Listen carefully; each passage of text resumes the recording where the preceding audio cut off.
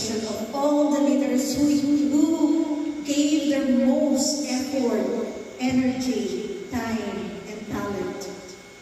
We praise and thank the Lord for the openness of each and everyone to be part of this very first Cordillera UK. It is truly a great honor and pleasure for each one of us. It's true when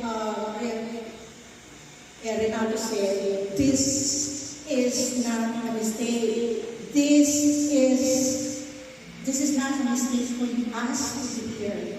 So because we open our hearts, we surrender ourselves to be in here.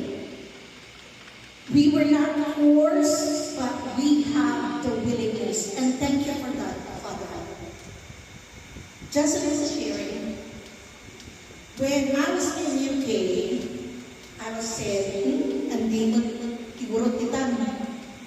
Sabi nila, kasi mukhang Ilocano ko. True. I am, my father, my mother, my origins are Ilocano.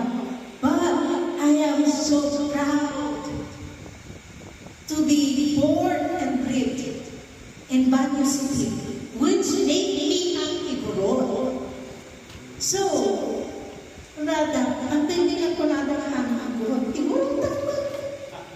Taga-Bagyo pa. So, madarong ito yan ang ibang kasta. We are not just as a nation, as a land, but we unite in unity and grow globally and in universe. Siyempre, pag Miss Universe tayo, Pilipino. So, it doesn't hurt me.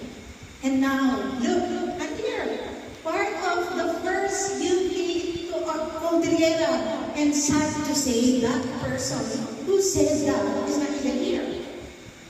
So I am worthless. I did not took it against that person, but I just waited for the right time to prove that I am truly a Cordillera person.